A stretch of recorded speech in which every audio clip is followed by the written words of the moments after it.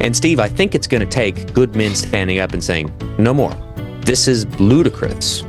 We have to address this issue.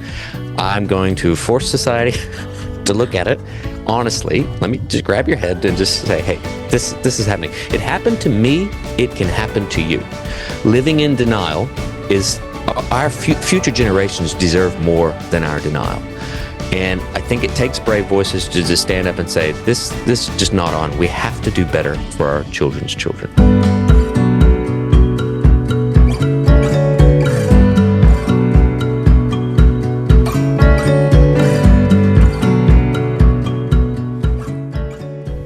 Welcome back to Finding Common Ground.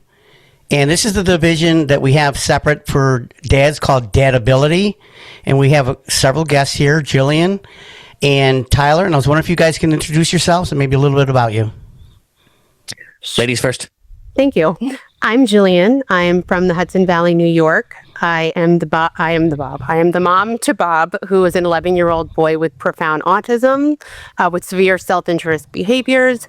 I also sit as the vice chair for the state of New York on the National Council on Severe Autism.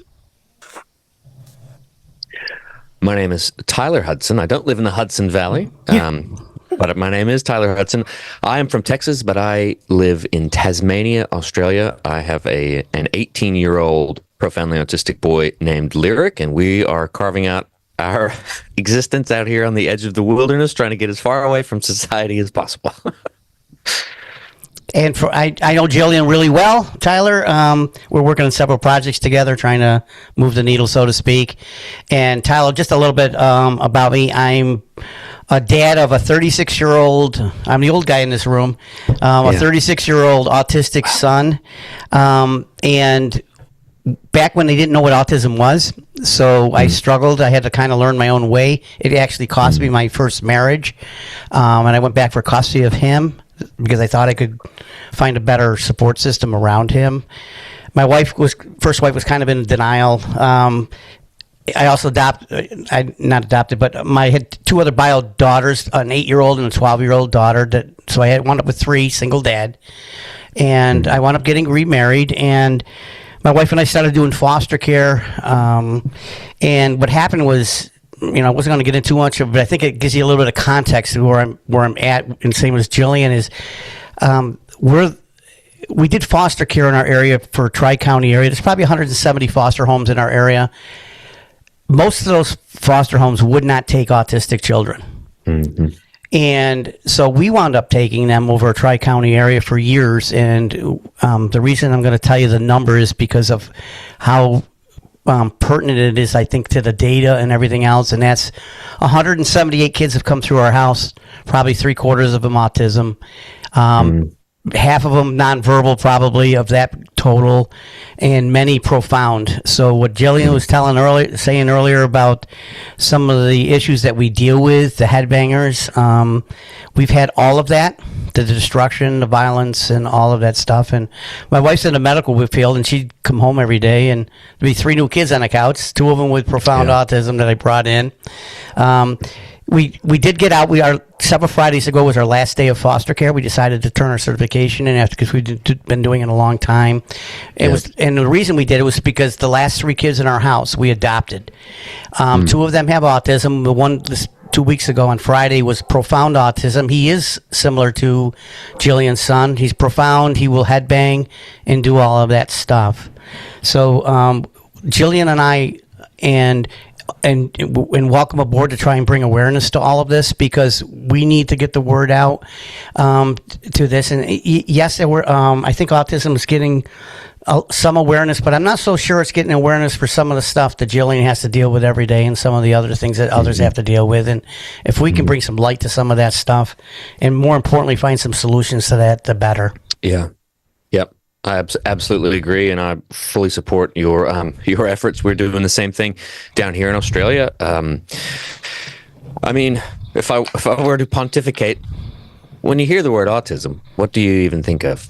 I think society has been inoculated against reality. They've been presented a sanitized Hollywood version, and we don't think of self-injurious behavior, headbangers, putting your head through the drywall, the 24/7 care required that you guys are dealing with, and that we do in our own capacity as well. You hear about, you think about Sheldon Coopers and Elon Musk's, and though they are a part of the spectrum, it's unfortunately all of these voices coming into the spectrum since the DSM-5 in 2013. It dilutes our stories, and we obviously don't ever want to take away the struggles that the higher functioning side faces, because they absolutely do face struggles. But I think society needs to realize this is not that, and we need greater distinction in the spectrum. And I think that's probably the best way to go create awareness, more distinction in the spectrum, and actually properly diagnosing what's gone wrong in these kids' lives. And yes, I said what's gone wrong. I get a lot of pushback for that as an advocate, that, people want to tell me, oh, your son's not disabled, he's just differently abled. Autism doesn't need a cure, it needs to be understood. And most parents on the profound end would flip that statement and say autism needs to be understood so that there one day can be a cure. And it's not about trying to make them like us. It's about bringing more order to their disorder. If someone's participating in self-injurious behavior, that's not okay. And we need to ask why. And I need to be able to ask that question without risk of offending someone who has the capacity to understand offense and has their identity wrapped up in their autism. It's become a badge of honor when someone needs to feel special, or if they've got a problem. I mean, they're literally here in Australia. There's a podcast hosted by the Australian of the Year, and she's a remarkable woman, and her podcast is called Autistic AF. And I say, if you're autistic AF, then what the F is my kid? There's right. Like, you've got all of these voices competing for society's collective attention of what autism is. And it's just, I think the spectrum is socially, though it's scientifically accurate, I think it's socially unworkable. And hopefully with the powers that be, the new IACC coordinating committee, hopefully we can get some distinction, and that the DSM-6 will correct some of these misconceptions. And what that will do is allow us for an appropriate voice of advocacy, that Jillian can tell me what her reality is like, and I don't have to compare it to a trillionaire rocket builder because they share the same title, but we need greater distinction in the spectrum.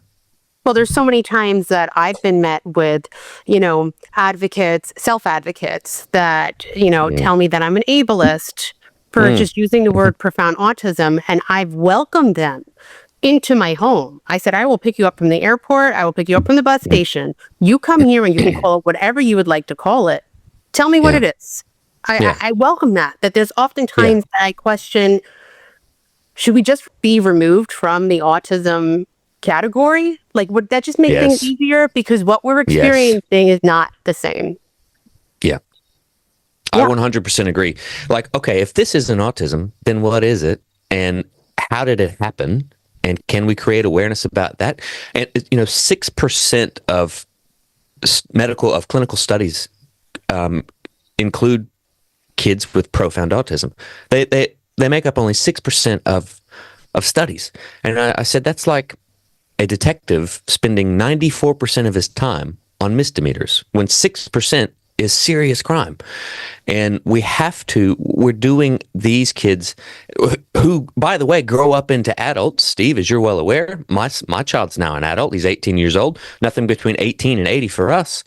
He's aged out of cute and into scary. And society doesn't know what to do with it. So we just pretend that he's happy because he doesn't have a voice to tell us otherwise. And that's what I just can't abide any longer. I've sat in this space for 18 years, and I've just had enough of not hearing our perspectives represented.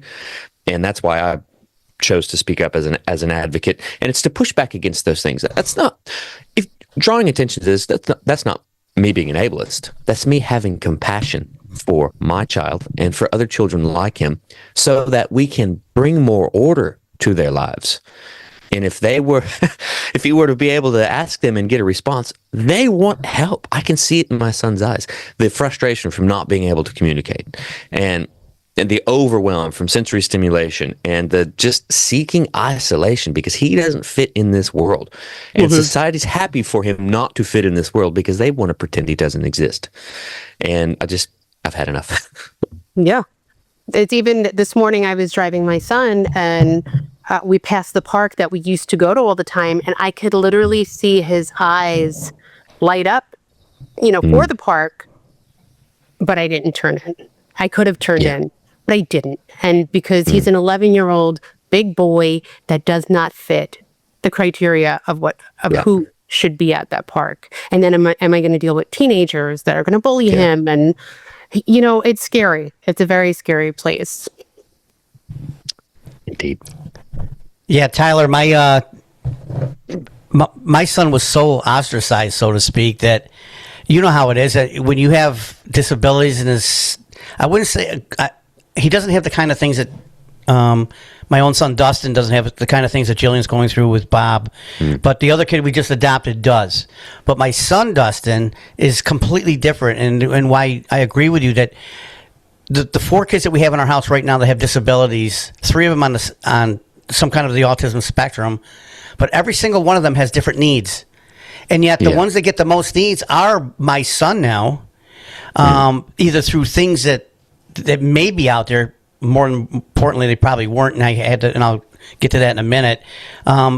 Michael, on the other hand, with the profound autism, forget it. The services for him are non-existent. Fortunately, he's in a program right now that lets him go into age 20 for school because we're not sure what to do.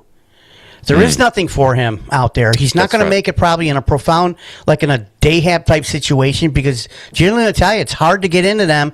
And then if you wind up, if they wind up having a lot of issues in those places, they're out before you even know it. My son, because they didn't have a lot of friends and stuff like that, he had nowhere to go. This was pre-COVID. I literally got my wife to say, you know what, Jen, I think we need a shed for him to hang out in and put some cool things in there. And I had to bribe my wife, but I kept adding to it. It wound up being a 2-story, like I call it an autism barn. It's loaded up with every cool thing you can imagine, but it fit him. And even now, Michael, with the profound autism, he might be headbanging, and Jillian knows the story that, we'll have somebody with a master's degree level coming over and working with him. He can't even handle the headbanging. I just go in there, Mike, you want to go in the barn? He stops immediately. And he goes, because I found something that works. Yeah. And my son can bring his friends over there. And they're usually autistic friends also because that's, how that is. It's hard to get somebody in the neighborhood. Hey, Dusty, you want to go play baseball like you guys mentioned? But he could bring over here and kind of be the cool kid now because everybody wanted to come here. But that's the kind of things we had to kind of create because the options aren't out there. Yeah, and no one with a PhD gave you that idea. It was the parents are left to figure this out. You get an autism label slapped on it, and it's just best of luck. And to speak to the discrepancies, when we moved down to Tassie, we were looking for schools to put Lyric in and met with the specialist school. And they said, what's his diagnosis? He's level 3 autism. He's like, if he's got autism, he'll just go to mainstream school.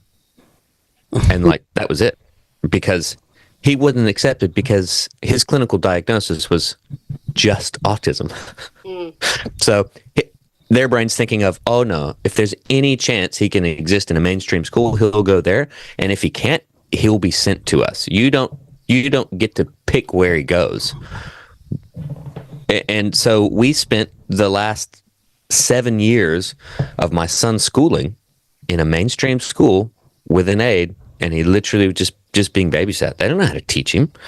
They don't know about apraxia and the brain-body disconnect and how he's not going to sit and you can sit and talk at him and he's absorbing everything, but he's got no way to communicate it to get that information back out.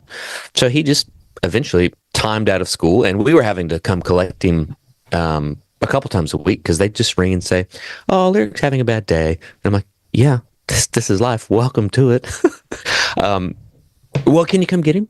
Well, I'm going to have him for the next 80 years. I'm trying to set ourselves up to be able to afford that. You've got him for the next 5 years. Can you not just keep him safe and happy? Right. I don't even care if he's happy. Just keep him safe. Is he hurting anyone? No. Is he hurting himself? No. Then just leave him. because we got to get our shit sorted so that when you no longer have, when he times out of school, he can have an existence of some sort. And we wasted 10 years in the school system because his diagnosis was autism and the specialist school wouldn't take him. Wow. Mm. That's Sound familiar? Sound familiar, Jillian? Sounds familiar. And autism programs, like you sign him up for a day camp, and see, here's the thing. Oh, no, that type of autism we can't handle. So there's no disability support. That's for the quirky kids, not for the profound kids. So school rejected him because he wasn't profound enough. Autism disability support services reject him because he's too profound. And we just fall through the cracks in society. That's exactly what happens. What do you envision for? So now is he still in school, or he's done? No, he's timed out. So he spent his first. Here in Australia, we have probably the best disability support program on the planet. It's called the National Disability Insurance Scheme, the NDIS, and currently he's funded for at a 1-to-3 ratio, meaning 3 participants for 1 carer, 6 hours a day for 3 days a week. For 5 days a week. Now, 1-to-3 programs, not only are they not adequate, every professional we've had says he requires 1-to-1 care because he's an absconder. He will disappear like that. That's if he had a super, freaking hate that, but if he had one, it's disappearing. He's like a little nonverbal ninja. He just, boom, gone. So we have to spend his funding at 3 times the rate, meaning it only goes a third as far. So he's with a carer 3 days a week, and then I have 2 days. I've had to, recalibrate life. I can't work full time, and I spend 2 days a week with him, Thursdays and Fridays. And we're fortunate in the sense that he doesn't have these complex medical issues. But in being minimally speaking, you don't know what he needs. He can't tell you. And these are things we're working on. We've just started the years-long process of spelling to communicate, sitting in front of letterboards and trying to access these deeper thoughts, getting him to a place he can advocate for himself. And that's why we moved out here to Tasmania. We've got a house on the river, and I'm literally just raw dogging it. I call this Tasmania is my zombie apocalypse survival plan, because if the NDIS collapses, which it's likely to collapse, because of the 1 in 6 school-aged boys in Australia is receiving NDIS funds for autism spectrum disorder. 1 in 6, because the social contagion that is autism. Everyone's now accessing funds available for autism. And who loses out is those most profoundly affected. Absolutely. And so I have to come to the realization that the system is it's not sustainable. Everyone's funding is going to get cut. And whether we're left on our own or not, that's why I live in a 90-year-old house on the edge of the Tasmanian wilderness, so that if that funding ever get shut down, I can bow out of the workforce, become an unpaid disability support worker, and then we can squeak out our existence here in the Tasmanian wilderness. But how many parents don't have that option? If you're living in New York City, you can't do that. How many single parents, single moms, single dads are doing this by themselves, and they just need help? My personality, I hate being bound by lack of options. So I've cultivated for ourselves, I've set ourselves up to look after my family. But that's the other thing. I can't fight the fight for somebody else. It's all consuming just to deal with my family. And you hear the heartbreak of these stories from, how do you help these people? Like, I can't do it. I don't have capacity. I've got my fight to fight. But what I can do is raise my voice so that we can hopefully change the system and get society to stop ignoring this problem and care about it properly, which for me comes to identification of the root issues, so that we can properly diagnose. Because to answer your question, Jillian, should they kick kids like ours off the spectrum? I think they should, for 2 reasons. The spectrum is socially unworkable for those profoundly affected, and autism is such a broad diagnosis that I think I mean, it's not what it was in the 40s and 50s and 60s. It's completely changed. And we need proper identification, particularly around my child who regressed, who was progressing completely normal till 12 months, and then boop, switch went and stopped progressing. Okay, what happened in his life? What happened? Oh, they say, oh, that's just gene switching on. All right, well, what frickin' switched the gene? And how do you switch it back off? Well, did something in particular happen in your experience that you'd like to share with us? Was it, we can go through all the variations, and I will never, ever say that is not the reason why. It could be that, you were dancing under the full moon in a polka dot outfit. Like, it doesn't matter to me. So I'm curious what your experience was. It's not, correlation is not causation. Right. If I say that phrase, you'll know exactly what I'm talking about. Yes. Everyone on the planet knows this phrase. Correlation is not causation. But for us, you know what? It was. Correlation indeed implied causation. My child regressed after his 12-month MMR vaccine. And I know that vaccines don't cause autism. I know that's what the science says.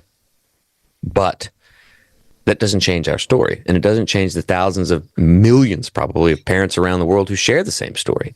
And you can read the comment section on some of my posts. Everyone has the same. So many people have the same story. Now, that might not have caused autism for you. That might not be where your autism came from. But you know what? Sure does seem to be for us. And people want to say, no, that's just gene switching on. Oh, like epigenetics, like something triggered a genetic predisposition and caused an adverse effect? Is that what you mean? Because I can get on board with that. And I'm not wanting to burn the system down and take vaccines away from everyone. I just want them properly studied. I want them to be properly studied and looked at. Kids like mine, who had, like, perhaps he doesn't have autism. Perhaps he has encephalopathy, which is a vaccine side effect. And admitted a known vaccine side effect that's on the package insert. And we're identifying those symptoms as autism. I would think 25, 30% of what's currently being diagnosed as autism is actually encephalopathy, which is why we need more distinction and proper diagnosis. Wow. What would you say with that? If there was one thing that you can change around the entire system, what would you change? Maybe policy. Maybe we can go based on policy. Yeah. Even.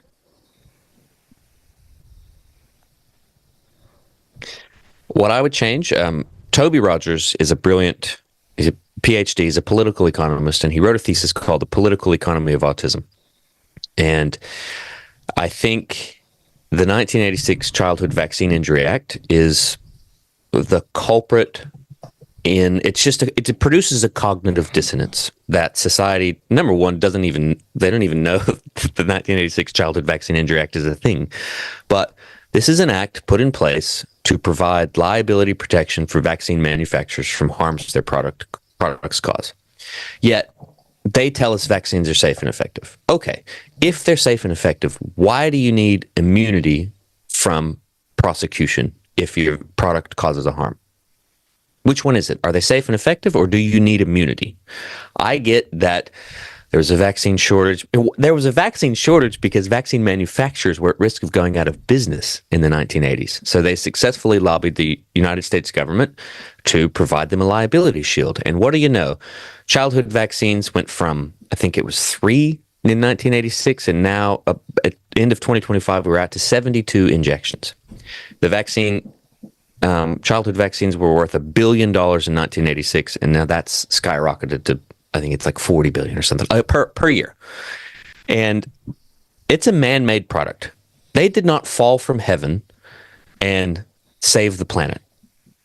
You can look into all the data. Every infectious disease was on the decline from the 1900s to the 1950s. Every single one. Measles mortality had fallen 98% prior to the introduction of the measles vaccine. Yet, the vaccine saves lives. Or was it sanitation, hygiene, and education? And they've come in and retold the story. I'm not saying the measles vaccine doesn't prevent you from getting the measles. That's the efficacy, but the safety is ignored because we haven't done proper clinical trials on these things. I think from a systemic point of view, you have to remove the 1986 Vaccine Injury Act so that we can create accountability, and then you have to do double-blind randomized placebo-controlled trials. Or they say that's unethical. I'm on board with that. What you can do is population comparison. Compare the health outcomes of vaccinated versus unvaccinated kids so that we can know, so that we can have an epidemiological data set to look at. Okay, are these kids healthier or not? Chronic disease has risen. It is now the epidemic we're living in. We're not living in an epidemic of infectious disease. It's now chronic disease. From 1986 to now has skyrocketed right alongside the vaccine schedule. And that needs to be addressed. That's the cognitive dissonance we have to address if we want to look at the issue honestly. Thank you for that. I would really like to shift gears just a little bit, if I can. So I am sitting here with two amazing fathers. And I guess the statistic is about 80% of fathers leave. So you guys didn't. My husband didn't.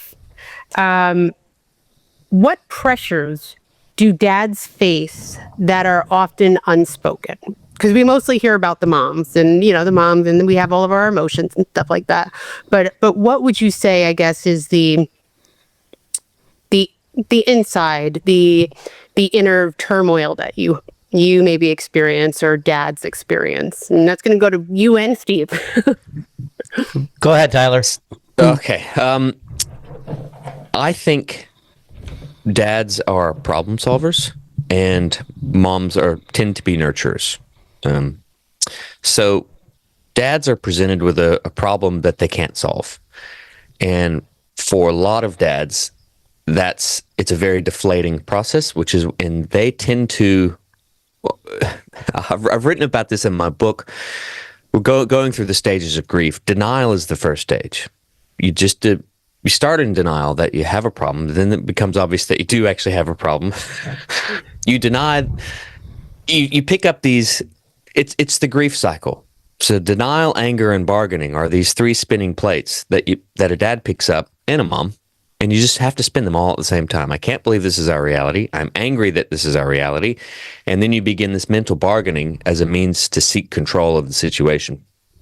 But years later, the situation hasn't changed. And I think for me, I was presented this problem. And no, I'm not calling my son a problem. I'm saying the medical conditions he faces are a problem. And I can't solve it. And that is incredibly deflating. So I think dads gravitate towards out of sight, out of mind. I buried myself in provision. All right, well, whatever the future holds, we're going to need more money. I'll just go make money.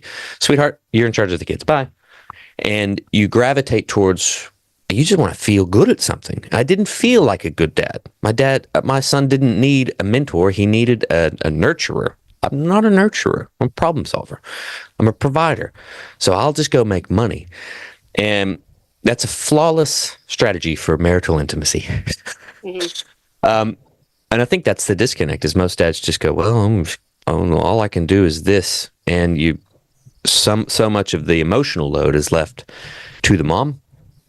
And it nearly cost me my marriage when we were in the depths of our depression stage of grief over this situation, which came about as Lyric was aging into becoming an adult. We realized this is not a short detour.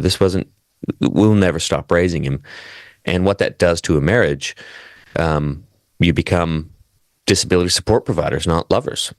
You become care team workers, not a marriage. And it's splitting marriages that end in separation. It's just one less relationship to manage, because you're not going to abandon your child, but I don't have to put up with my spouse because I can't handle. And my wife told me, she said, I can't be in a relationship with you and Lyric. I don't have the capacity to manage both. And that was in 20 years of marriage, separation had never been mentioned.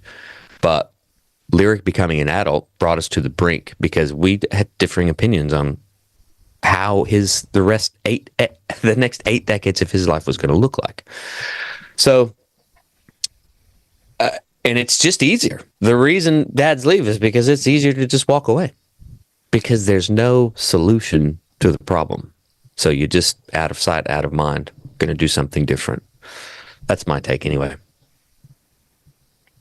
My turn. Boy, I could just press repeat, Tyler, because I agree with you and everything you're saying. Most of the guys that I've run into over the years that have had kids with autism, many of them have walked away for a variety of reasons, but I think you said it right. The best thing I think about it is that where you hit it pinpoint was it is easier to walk away than to face that stuff with the genetics of the guy, what he's supposed to stand for and all of that. I hung in because I really didn't have a choice. I'm not so sure where my kids would have been if I hadn't been there. I knew I was dogged in trying to find a solution. I'm with you on the part of we need to figure out what's going on here, because here in the United States, and I don't know if it's worldwide, if it's 1 in 31, that's the quote they usually do out there. If they keep going by that standard, that standard is wrong, because when you do foster care and you see kids that I know are autistic, truly autistic, profound autistic, they're not even on the rolls yet in any intake department because they're on waiting lists of That's 2, right, 3, 4 years. So that number's not even accurate, but that also doesn't explain to me why there's so many. What's it going to be, 1 in 5 before somebody opens up their eyes? And even if there is, I like the fact that maybe it should be separated from the way it is now, because the 4 kids at my house are all different, every single one of them. And I'd say 2 of them are probably on the profound stage, but the other 2 aren't. And their supports differ, and even then, you look at it and bringing back the dads into the equation. A lot of dads can't take this stuff; they'd rather go off to work. Yeah. And I think it's the way we're all wired. And kudos to Jillian's husband Tim, who literally took time out of his day. He actually drove 3 hours one way. 3 hours in a tornado to meet me, because I'm working on a housing initiative for kids that age out, and for when we're not around anymore, a place where our kids can go in some kind of supportive apartments. We were looking at tiny homes in Syracuse, and he drove all that way. So we need more Tims in the world. We need more Tylers in the world. How we get the other 80% back, I don't have the answer to that. I don't know. I do think the mom, and I deal with so many in what I do with my advocacy across everywhere. There's so many single moms trying to do this alone, and I don't know how they do it. Jillian and I are both lucky to have spouses, and yourself. I don't know how you do it singly. How do you work? I mean, what do? You can't get supports. Your kid's smashing up the place. The economics got to be terrible, and you don't have a father figure in the house either. So, if I was going to say anything, some of those fathers, even if they're estranged from the spouses, they probably need to step up and help some with some of that. Take some of the load off some of these single moms that are out there trying to do it. Especially if you're a dad of a kid with profound autism, and the other part of it is somebody's got to step up and do something about why this is happening. Yeah. With that, Steve, you said you didn't really have a choice, and I just want to correct you. You did have a choice, and you chose to stay. So kudos to you as well. But I echo everything you say. What's it going to take? 1 in 5? 1 in 3? The reality is, it's easy to chalk what happened to our kids up to something completely different, because it doesn't affect your life. But the rate it's going to affect everyone's life. And we would just like to, I feel like parents of profoundly autistic kids with severe issues, we're like a warning signal we're sending into the society's immune system. We're saying, hey, investigate this, something has gone wrong. And I write about this in my book. It's societal autoimmune disease. Rather than investigate the signal that we're sending, society attacks us, calls us ableist. We are the ones deemed the threat, not the signal that we're presenting for investigation. This is evidenced by cancel culture and all. We got rid of Asperger's syndrome because Asperger was a Nazi. okay, change the name, keep the diagnostic criteria. Let's, like, this is the fragility we have in society. And Steve, I think it's going to take good men standing up and saying, no more. This is ludicrous. We have to address this issue. I'm going to force society to look at it honestly. Let me just grab your head and just say, hey, this is happening. It happened to me. It can happen to you. Living in denial is our future generations deserve more than our denial. And I think it takes brave voices to just stand up and say, this is just not on. We have to do better for our children's children. Well, you just made a point saying that, if it happened to me, it can happen to you. People don't realize that it can take one simple accident for them themselves to become disabled. And in a fragmented and broken system already, that could be you in a nursing home that doesn't have the proper supports and all the other things that fall apart. So, I really wish society realized that it takes one simple thing to happen to you to turn your entire life upside down. Yeah, I had a commenter recently tell me, she was just berating my parenting and how ashamed I am of my son and how embarrassing for him. And I was like, okay. And she said, every child serves their purpose that they're meant to be serving. Every child is doing exactly, living the fullness of their life. I said, okay, would you willingly swap places with a profoundly autistic individual, have no voice, and then how would you feel if you heard someone else speak over the top of your life that you are serving your purpose and you couldn't have a rebuttal because you don't have a voice? How would that make you feel? And this is the bargaining stage of grief. This is where society's at. We play these mental games. We reframe everything to create this pleasant fiction of all is as it should be because it makes us feel better about the situation. All of that mental gymnastics does nothing to change the reality of my child's life, but it sure does make you feel better about it, doesn't it?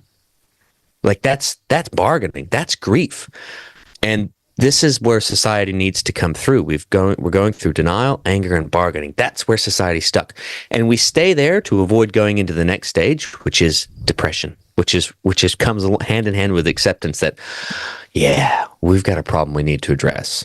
I don't want to deal with that, so I'm just going to pretend that autism is a superpower. I'm going to listen to the voices of the trillionaire rocket builders and the telepathy tapes for my frame of reference about what autism is, and I'm going to reject the reality of the profoundly affected.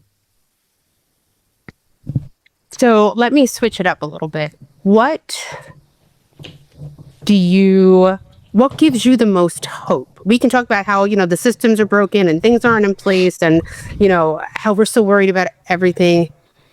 Is there hope that you have for this future? For Lyric's future? For our children's future? I do, because I think the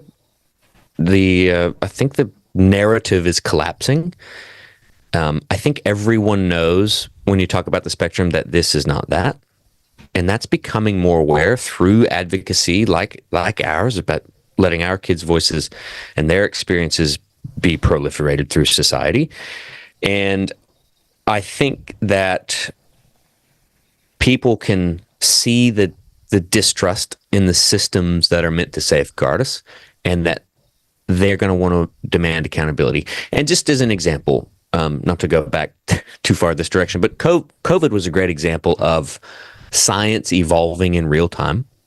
Everyone saw, if you get the vaccine, you can't catch or transmit COVID-19. A week later, you can catch it, but you can't transmit it. A week after that, actually, you can catch it and you can't transmit it. And now it's like, actually, we recommend you don't take it at all if you're a healthy person. And we know what's coming next.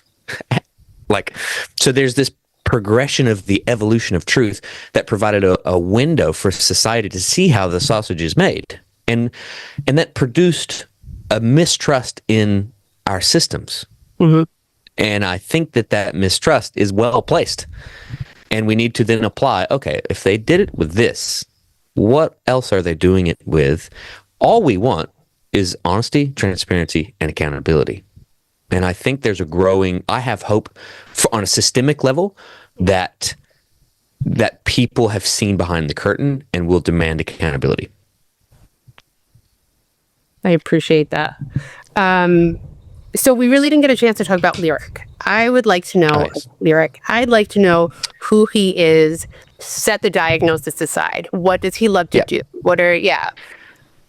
So Lyric, like I said, he's a largely gentle, he's a funny kid. I think had life gone differently, he would be a comedian. I honestly do. He speaks in echolalia. Movies are a huge part of his life. The first sentence we ever heard him say, he'd climbed up on top of the house as a 4-year-old kid, had words up to 12 months, then stopped. Then we didn't hear him say anything for the next 3 years. First sentence he said, he looked down on us from the top of the house in his little diaper and said, "Smile and wave, boys. Smile and wave." From Penguins of Madagascar. And he is hysterical. His ability to insert a movie line into into context. So, if he sees a leather jacket, he thinks of the movie Terminator. When Arnold Schwarzenegger walks into a biker bar to get a leather pants and jacket. And so whenever he sees one, he'll go up to the person wearing it and say, "I need your clothes, your boots, and your motorcycle." Honestly, a funny kid. His brain, it just ticks different. He is minimally speaking, and I'm learning all this terminology. I've just called him nonverbal because he can quote a movie line, but if I ask him how his day was, I'll never get an answer.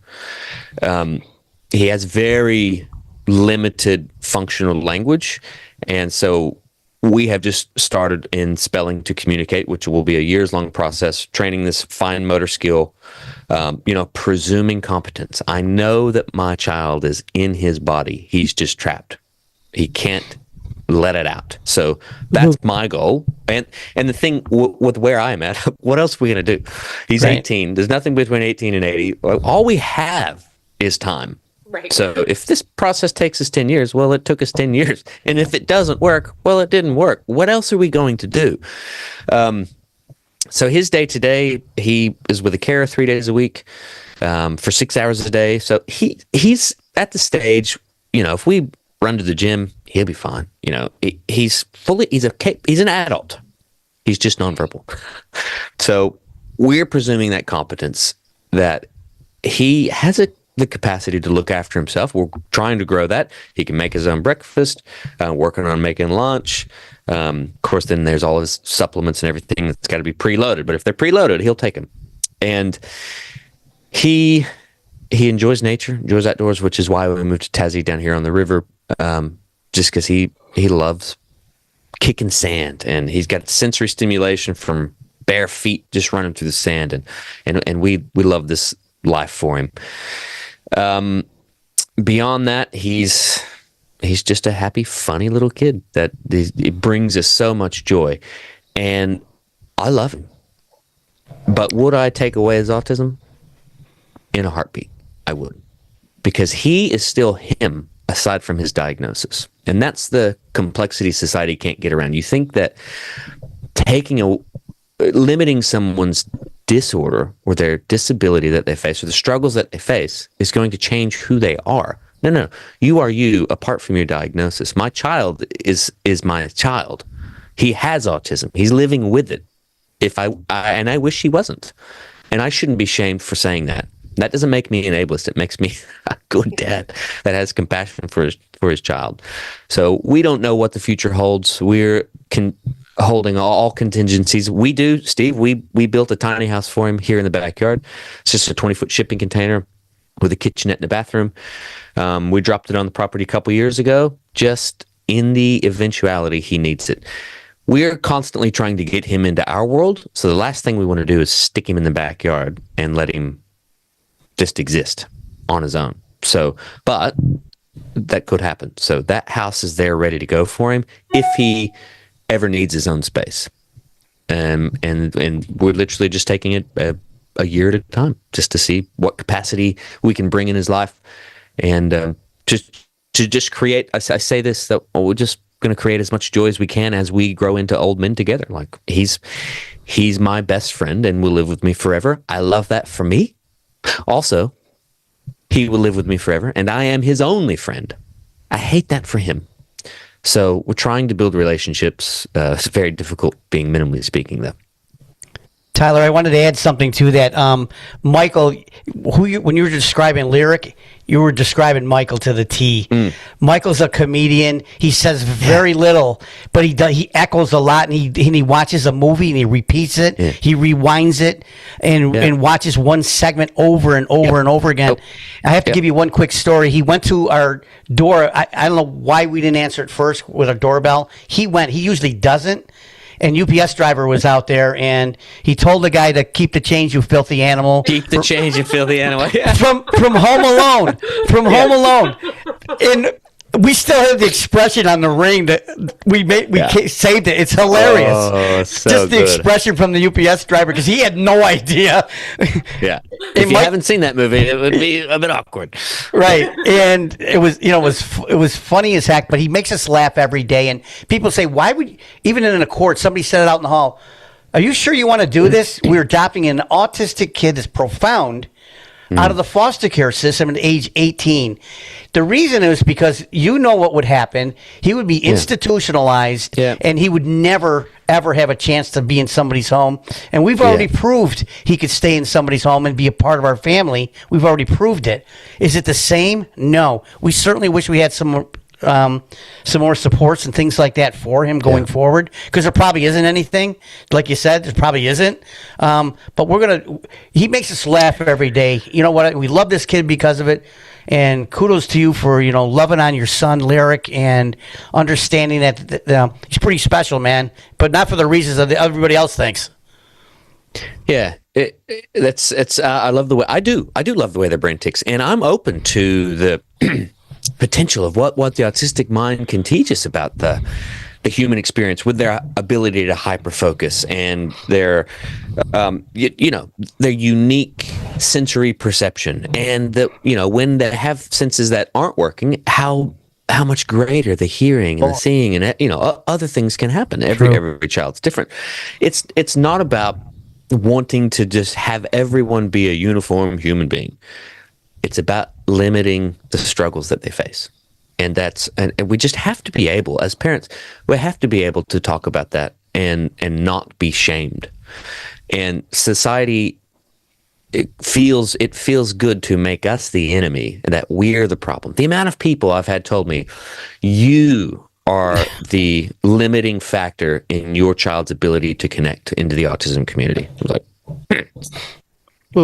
I'm the freaking bridge woman. Right. Right. No. Come on now. Because they're looking in grief, they're looking for something to blame. So they blame me. Or they say, you or your wife must be autistic because it's genetic. Well, I got news for you. I'm not autistic. And therefore, because I'm not autistic, I'm not allowed a voice in the autism conversation, because the gatekeeping slogans are nothing about us without us, meaning my perspective has to be validated by someone who's identifying with their own disorder. And that's not going to be a subjective point of view. And that it's just madness. It's ludicrous. It's like letting, I'm not going to say it because I'll get canceled for it, but the advocacy space. Not here, you won't. No, I like to say the quiet parts out loud. Well, it's like letting cancer patients diagnose cancer. And okay, cool, you've got it. That's great. You have your story to tell, but it doesn't mean you're the authority on how to deal with cancer. Right. In fact, it will harm, when it comes to autism, the absolute worst advocates for my child are his brothers and sisters on the spectrum who are higher functioning, because they refuse to sit in, and whether they don't have the mental capacity or the capability of empathy, but they continually speak over the top of his existence to validate their own. They are the worst advocates, and I'm not against them, but society has to come to the realization that we are going to have to pry this narrative out from the hands of the higher functioning in order to have our children heard, or we're going to have to kick our kids off the spectrum and properly diagnose them with something else. And then, you know what? You can keep autism. You came in 2013, you've done a real good job of making it yours, and it's now a wrecked diagnosis that doesn't mean anything. You can keep it. We don't want it. Put us in a different category. Yep. Well Especially said. when I hear the conversations of, oh, well, my child is 4 years old, diagnosed profound autism. And I'm like, no, 4 years old. Like, you haven't even met milestones yet. Like, It's 8.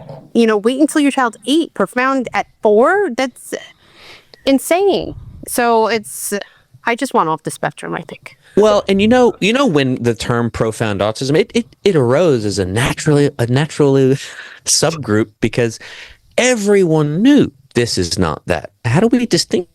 It's not a clinical diagnosis. It's a description that parents came up with. And maybe we'll get it recognized. But what are the biomarkers of profound autism? I think, to me, and splitting the spectrum is not an enviable task. There's no clear place to draw a line. Needs vary. I get it. But lumping everyone into the same basket doesn't help anyone. So we just need further research and further distinction. And I think that's the only way that we'll be able to move forward as society, is that you need to be able to reference what your child's reality is like without offending someone else. Right. I agree. And we didn't need profound autism when Asperger's was Asperger's. It was just autism. Right. Exactly. Jillian, any final thoughts? And then you, Tyler. We have to wrap up pretty soon. And No, Tyler, I just want to thank you so much for being a part of this conversation. It really means a lot. Well, I'm sorry, you guys, you got me monologuing there. I apologize for talking. No, but I'm pretty passionate about this topic. we want to hear you. Believe me, honest. We really, truly do. We don't want to be alone out here. We know there's others, and we appreciate the heck out of the fact that you're speaking up, and that you have a chance to speak up with the awareness and bring even more awareness to it on your platforms, and keep speaking out. Thanks for coming on here. We're very, very supportive of what you're doing, and me as a dad, thank you for being out there too for your son. As a father, when does Tyler's book come out? When's your book come out? My book is released July 15th. It's called The Missing Lyrics, A Father's Story of Autism, Grief, and a Society in Denial. In the book, I journey our grief process, and I parallel it to society. And because society is having a grief response to autism, they just don't know it because they're in the first stage of denial. So I think we just have to invite society to process this further. Let's come through the stages together. And this book helps parents feel seen. It validates their own experiences. And it's unique to us. It's not going to be a copy and paste for everyone, but it's not a toothless memoir. It's a reality check. Where can I get the book, Tyler? Systems Amazon? and structures and cultural critique. It's going to be on Amazon. Yeah, July 15th. It's released on Amazon Kindle, and it'll have the audiobook as well that I narrated myself, which is a few little Easter eggs in there for those that want to listen to the audiobook. We'd like to help you out too. We literally on April 17th we started a nationwide special needs directory resource type thing. Oh, cool. We're highlighting books. If you can send me your link, I'll make sure it's on that directory, front and center coming out when you can, and I will make sure it's on there for you. And I'll send you the link so you can take a look. Yeah, brilliant. Thank you so much. And this book's not about making money. This book's about changing the conversation. And I hope as many people can read it as are willing to face hard truths, because that's the only way forward. I think there's the only way we're going to solve this problem. Well said. Thank you for coming on. Finding common ground and Dadability today. Till next time. Continue the conversation by joining our Facebook group. If you're a fan of the show, please join our supporters club. Subscribe on YouTube, rate and review on your favorite listening app, but most of all, share it with your friends. Just one more click or comment can make a huge difference and help us to continue finding common ground.